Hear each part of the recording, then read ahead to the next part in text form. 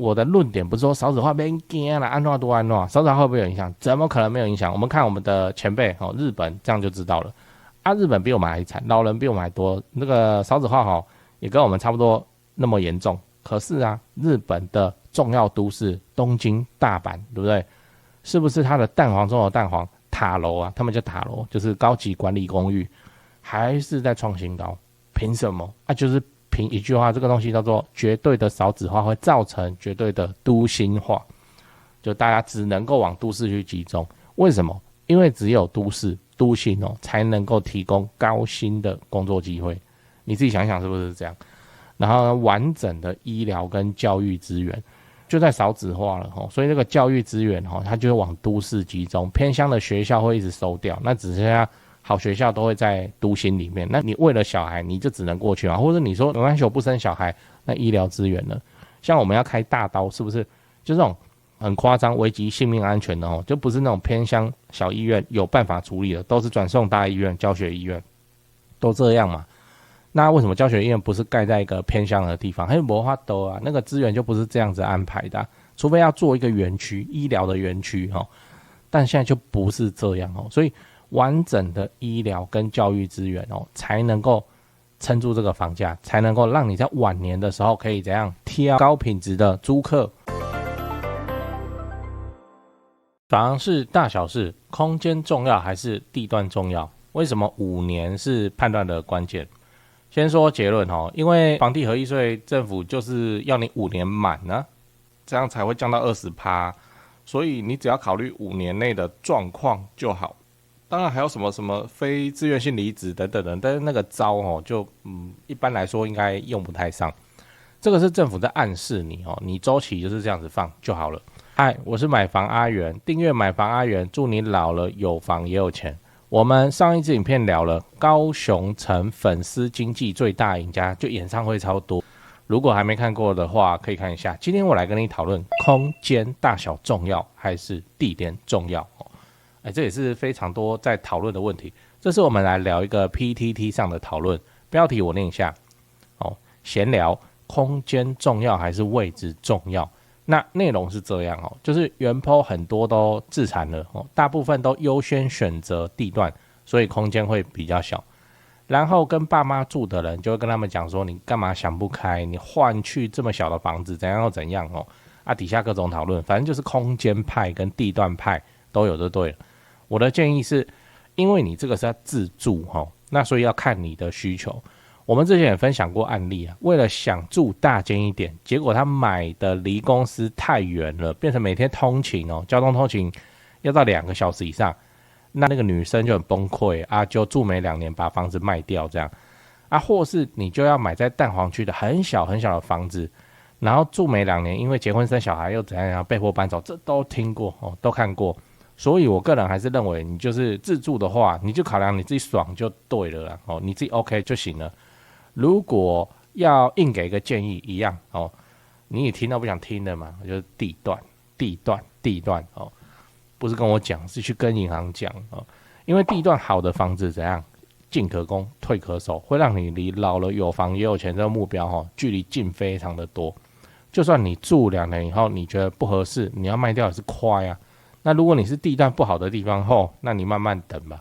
像我那边查叫那个我要说明一下，那个重划区不叫地段不好，它是还没发展起来，也就是发育中未成年这样。那个代售户数哪个重划区不讲了代售户数1600多户，那都新房子那你慢慢卖吧再来你要知道自住的房子该怎么评估哪个重要。我们也来讨论说房子的钱就这么大，你要进房地产，你低消很高，你知道那个头期款这样，那你也不知道你未来的状况会怎么样，那我怎么选会比较安全？我现在先讲自住自住。我的建议是，你评估一间房子的条件你要怎么评估？5年5年要满不是什么第5年，是5年要满所以你大概要考虑到6年后的事。例如说，你这5年之内你没有要换工作例如说你这5年之内你要生小孩那你就会很好评估了为什么是5年？我们要等税变低房地合一税它就是要你5年满才会降到 20%。 那这个就是政府怎样才帮你抓了周期。那如果你已经确定了你家里的成员不会有太大变化，你就是一个魔法师要变成大魔法师那 OK 啊。那你也确定你的工作蛮稳定的情况之下，我就会建议你怎么样，就在空间够用的前提之下，你越靠近蛋黄越好屋龄什么的你都先不要管了，因为蛋黄区的房子实在是太威能了啊。你是自住嘛，你会住很久，你也不想要看到它跌这样真的是最安全的做法。我知道有人的做法是没关系，我就直接来规一个重划区然后等20年后，你知道重划区这题外话你要重划区政府在规划一个重划区，又给它发展发育的时间是多久吗？政府自己抓多久？300个月，300个月你换算，你除以12，这是多久？25年。所以政府在做一个重划区，它从来不是只争朝夕就是新重划区好棒棒，没有，它在看25年后。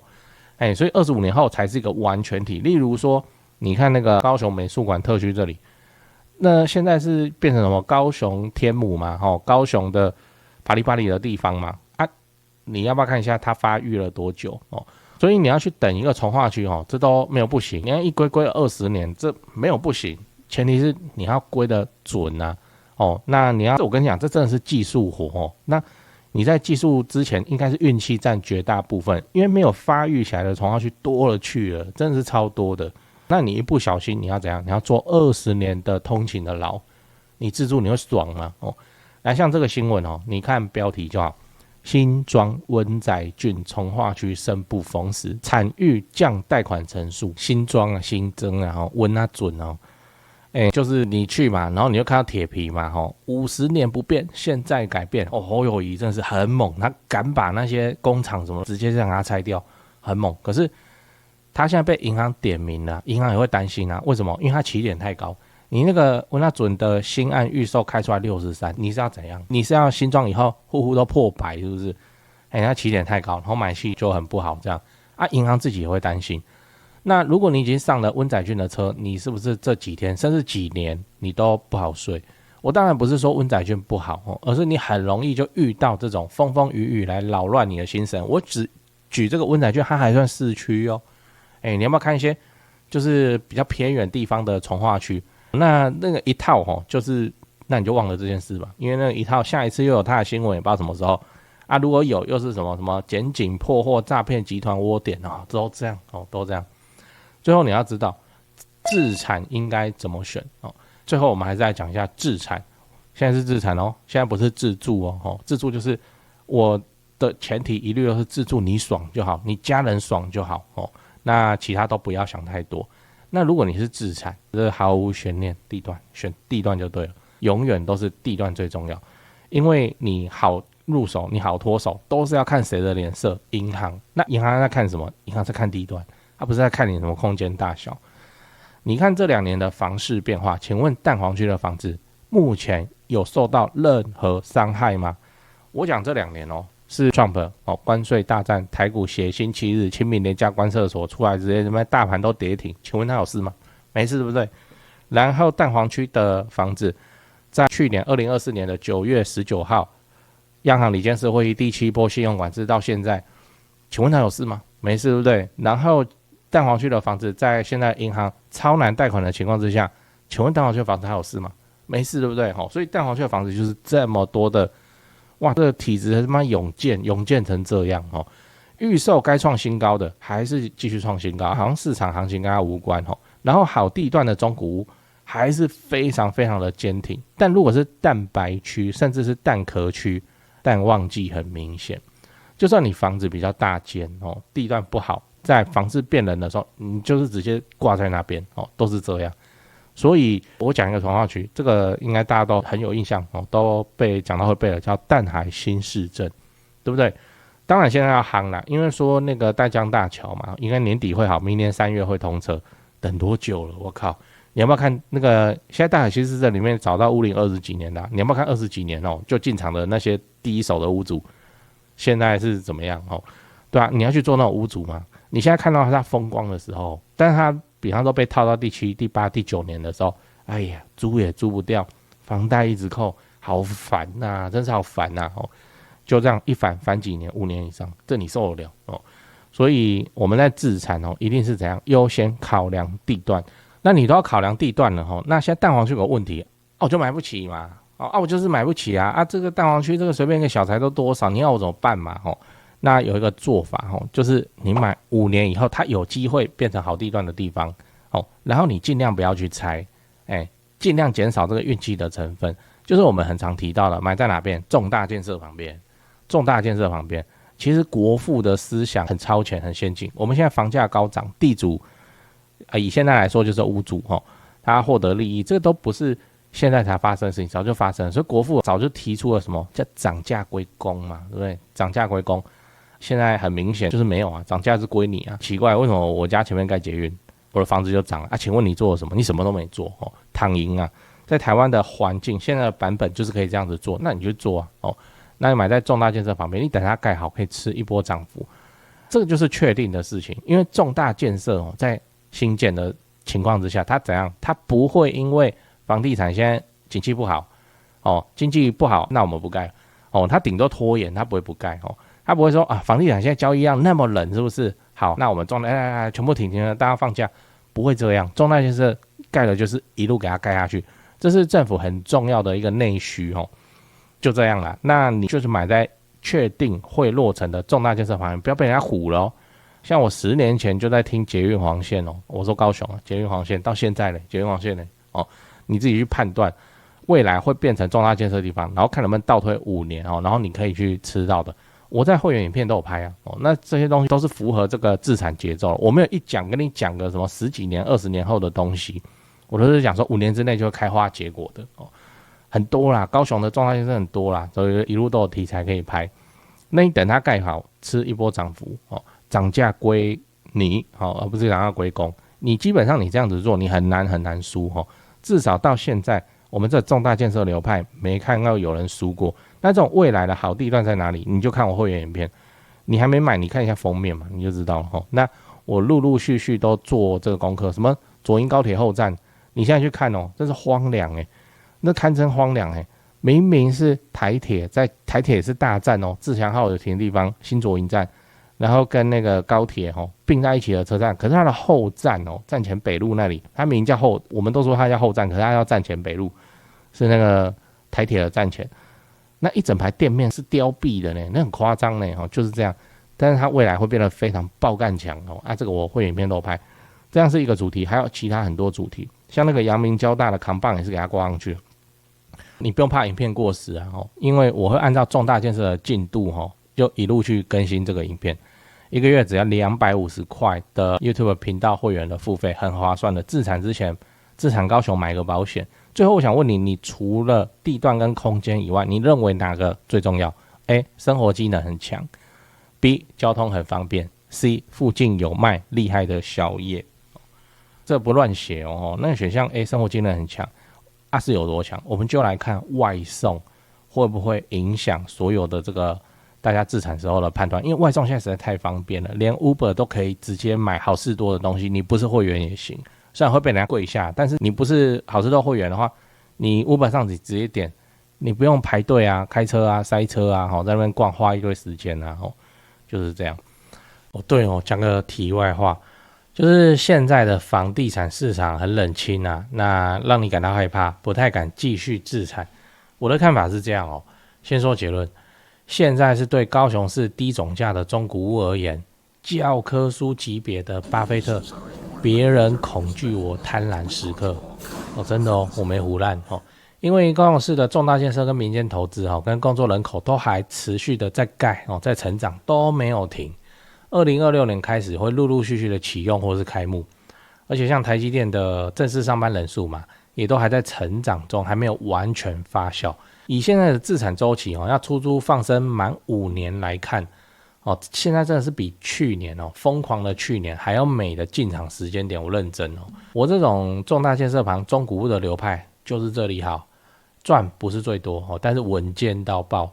天塌下来了，有预售屋顶着嘛那我都还持续在看呢，你不用怕，因为我们的目标是老了有房也有钱关税台币升值就不过是30年自产周期中的一朵乌云而已，安北高雄、南高雄自产中古屋，就找台湾房屋美术资讯店林店长处理。赖就加小老鼠 go go go go 5个 go 哦，加这个赖来慢慢看 PO 给你的房子都挑过都有战斗力的。反正天塌下来了，有预售屋顶着了。我们中古屋真的是非常的稳健安啊。台北市、新北市自产就找肖店长，赖就加小老鼠掰台北直接看低于实价登录的房子。最后，请你购买我买房阿元的 YouTube 频道会员我会挑出能够拉抬房价的重大建设我的高雄自产作业就直接给你抄，1个月250块钱，自产高雄之前上个保险非常的便宜。你有购买会员的话，就我回答问题会详细也认真很多那通常会用到录音去好好讲这样。没有买的会员我就简答。老了有房也有钱，这个目标才是我们的追求。现在就点开资讯栏加入会员，直接开始抄作业。我是买房阿元，加入会员，祝你老了有房也有钱。讲八卦，讲八卦。有此一说，说未来那个蛋黄区的价值会减低，因为 VR 技术在天涯海角都能上班，就没有必要要住在蛋黄区有此一说，确定但我前面讲了这个房地产房价的燃料就是银行，那你要先看银行的态度那银行如果就也能容许这个情况的话，那它其他的地方比较偏向的地方，它的贷款也要放了高成数一点，那房价才会起来。所以要看银行，那动作就会很慢，因为银行在审这个有什么 A 级、B 级、C 级地区。那蛋黄区的威能就是首购80%，以现在来说就是首购80%，很厉害，真的是很厉害有此一说。但是我们目前没有看到任何可能是说，哎呀，这就很确定的一个趋势以后大家都是戴个头盔在那边上班所以你住乡下老家都没差，你只要连得上网络就好。我们现在没有看到明确确立嘛所以我们这个之后再讨论就好了。我个人认为还是要蛋黄区你自产就是自产在蛋黄区，或未来会变成蛋黄区的地方。你听我这样子讲，你也知道我讲未来会成为蛋黄区的地方有点安慰但是我心目中还是你就是蛋黄就对了。我讲蛋黄你可能就觉得哇高攀不起怎样怎样，我又不是台北市的蛋黄，像我们在高雄市的蛋黄到现在还是我个人看一看还是觉得以台北人的眼光来看，这叫居住正义真的是这样。又没叫你看新房子，你看高雄正蛋黄区的20年中古屋25年中古屋，那个还是很居住正义的一坪30以下还是很多。那就这样。那为什么我如此强调蛋黄区呢？因为我在怕一个东西这个东西是少子化。我的论点不是说少子化别怕啦，安怎多安怎，少子化会不会有影响？怎么可能没有影响？我们看我们的前辈日本这样就知道了日本比我们还惨，老人比我们还多，那个少子化也跟我们差不多那么严重。可是日本的重要都市东京、大阪，对不对？是不是它的蛋黄中的蛋黄塔楼他们叫塔楼，就是高级管理公寓，还是在创新高？凭什么就是凭一句话，这个东西叫做绝对的少子化会造成绝对的都心化，就大家只能够往都市去集中。为什么？因为只有都市都心才能够提供高薪的工作机会。你自己想想是不是这样？然后完整的医疗跟教育资源就在少子化了所以这个教育资源它就会往都市集中，偏乡的学校会一直收掉，那只剩下好学校都会在都心里面。那你为了小孩你就只能过去或者你说没关系我不生小孩，那医疗资源呢？像我们要开大刀是不是就这种很夸张危及性命安全的就不是那种偏乡小医院有办法处理的，都是转送大医院教学医院都这样嘛。那为什么教学医院不是盖在一个偏乡的地方？没办法那个资源就不是这样子安排的除非要做一个园区，医疗的园区但现在就不是这样所以完整的医疗跟教育资源才能够撑住这个房价，才能够让你在晚年的时候可以怎样挑高品质的租客。我们都在讲自产挑高品质的租客。这个我们在未来房子只能够租老人吗的这一集也讨论过那又要讲那个就是再讲一次，绝对的少子化会造成绝对的都心化，而且这个我们预得到我们预得到很快就会发生了。你知道那个台湾进入超高龄社会，超高龄社会的定义是什么？就是一个社会的人口有20%， 1/5超过65岁，台湾已经步入超高龄社会了，你知道吗？你不知道，为什么？因为媒体不太讲，政府不太报。什么时候？2025年8月上个月台湾就5个人里面就有一个老人，就是这样哦。你要怎样？你要在蛋黄超棒的地段有老屋哦，都没关系，都是比那个你在从化区哦有个漂漂亮亮的大的新的房子哦还要威猛很多。我们都遇得到了，已经遇到了啦，现在已经是超高龄社会了啦，都已经尽量资源都会往都心集中了啦。你财富哦，你在蛋黄区有个房子哦，老小破没关系，你财富膨胀的稳健程度都会大胜新从化区的预期涨幅。我讲是稳健程度哦，不是涨价的幅度哦。为什么？我们就一般人嘛，我们就这样求稳哦，求稳就好，我们输不起哦，那所以就是求稳。你艺高人胆大哦，你有试错的成本，你家产好几个亿，你只是拿3000万出来试试看做实验，你要冲新从化区，其实赌博你自己也知道哦。我跟你讲哦，从化区哦能够被你说出名字的，都已经是从化区中的幸存者了，你知道吗？多的是根本发展不起来的从化区，超级多。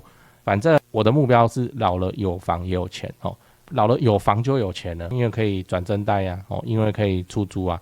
但我要的房是怎样？我要房在蛋黄区的房啊，这样才对呀。我不要一堆30年后哦，少子化发威又发威了，然后移民因为政策哦民粹什么的补不进来，变成30年后我有一堆房子没错，但都租不出去，都在偏乡都空在那边，这样对我来说不够稳健。所以自产是怎样？自产就是选6都的蛋黄就对了，小没有关系，老没有关系，破没有关系。你自己看台北那些老破公寓，那些屋主们松，像我们有在出租的就知道，蛋黄区是真的就是好租啊，好租到什么？可以挑租客。你蛋白区、从化区就不太有人要租，你一个新案落成，假设150户，90户都在租，那你要怎么租？你装潢超顶的吗？你景观超好的吗？哦，就是这样，多杀多。那我们蛋黄哦，就是那个地方，你要在那个地段久才有一间哦，然后那个租客都好几组可以让你挑，我们就要练习在蛋黄自产，而不是去拼那个蛋白的涨幅。我们在想一个极端的情境哦，你就去蛋白就给你一个很猛爆性的涨幅然后嘞，你把它卖掉，然后嘞，你手上一堆钱，假设2040年你这样处分掉2间蛋白区的房子，然后你手上趴了6000多万新台币。然后你要干嘛吗？你要去找更蛋白的地方再重来一次哦？没有，你最终还是要回蛋黄区的，所以不如在2025年的现在有能力进蛋黄，你就把它准备起来哦。等到以后就是这样，政府都已经把功课都告诉你了，哦，这个都暗示好，暗示得相当之清楚啊。那就6都，对不对？然后虽然有1都哦，大家有点意见，但是不管嘛，它在行政的格局上，它在预算分配上，它就是6都。然后再是重大建设，重大建设的功能都盖很久啊，非常的久啊，什么盖5年、盖8年，这所在多有。那你就去看哦，这些都是直接是答案，然后都可以抄。你在6都的重大建设旁边，然后又是蛋黄区，我跟你讲，不是蛋黄区没有重大建设，是蛋黄区的重大建设才多，你知道？你自己有去研究你就知道了。像我要找个偏乡，我乱讲好了。像我讲个高雄的稍微偏乡的地方，永安区，永安区这也是一个行政区啊。它多久等得到一个重大建设？几乎没有。那等到一个重大建设它没上去就挂在那边，你知道？那高雄市区有多少重大建设？妈一大堆所以自产选蛋黄就对了。那你既然你可以接受老，你可以接受破，你可以接受小，那总价就不会高，你知道？就是相对不会高，就变成说，这个蛋黄区里最便宜的房子。那很 OK 啊，有什么不 OK 的？那一样就是我们往自产蛋黄的路线前进。那我先祝你老了有房也有钱，不用担心说什么那个到时候我老了我蛋黄区我在年轻的时候买就是老房子，现在屋龄超级老，我跟你讲，房子超级老才可以打开一堆有的没的副本，你随便遇到一个你都发财就是这样。你最近在找室内装潢公司吗？我查到一个有趣的资料讲给你听，就是说民众在找室内设计公司最讨厌遇到的几个状况。来，第一个，设计师承包商收款后跑路，对吧？这确实很糟糕，因为这等于是装潢蟑螂，这就要打诉讼了。可是房子还是拆在那边很讨厌这样。不过我知道有一家不会这样，因为他几千万的门市在家装潢都是老板自己买自己装的有那个财务的实力。那现场也有直接可以挑瓷砖、挑板材的地方大门市找得到人，跑不掉。那真的做爆了的话，也兜得了底哦，都还赔得起。第二点是施工不良，日后漏水啊，我都施工了还漏水，这也确实很麻烦，因为都住进去了嘛。那到时候为了要修漏水，可能还影响到邻居哦，啊，搞得家里又要变工地。不过我知道有一家不会这样啊，至少豪宅案子也是敢委托他们去做。那第三点是恶意追加费用，预算严重超支，这个也是很糟糕，就是通常是发生在那种跑单帮的设计师哦，就他是先低价报价，然后把案子接进来，然后后面再一直加，反正我都拆下去了，那你不加也不行，就会感觉像被绑架一样。这个我观众也反映过非常多这种情况，不过我知道有一家不会这样，因为他们就做10几年了哦。那这个案例上跟那个施工上跟他的售后去看他的 Google 评论评价就知道了。你刚刚看到的画面哦，全部都是他们家以前施工做过的案例照片。接下来我都放完工后的照片给你看。先说结论哦，台北市、新北市地区的朋友，反正就是泸州，他们店在泸州。泸州开车30-40分钟之内可以到的地区，那家里要装修或者自产的要装修，就找这一家室内装修公司先问问看。汉一室内装修，因为我有认识老板，那又加上很多双北的朋友在请我推荐室内设计公司，双北哦，什么老屋翻新啊、隔套啊、老公寓啊、预售屋、交屋要整理要收租的，我就推荐这家汉一室内装修。汉一陈老板案件经验非常丰富，他给我历年来的施工照片，案场超过100场，照片超过27000多张，我都不知道怎么挑。那加这个 LINE 可以跟助理先描述你的需求，甚至直接传屋况的照片，初步谈一谈之后，应该就会去丈量了哦。室内设计是这样，就你找谁不是找，就是找而已嘛，就是怕被骗，怕被敲而已嘛。那我推荐，我信任汉一陈老板。那你的房子要装潢，那就找汉一室内装修，先加他们先去问一下。双北装潢就找汉一室内装修，买房阿元推荐，总是比在外面乱找还要安全一点。现在就加 LINE 的 ID 是小老鼠 HANYI 汉一。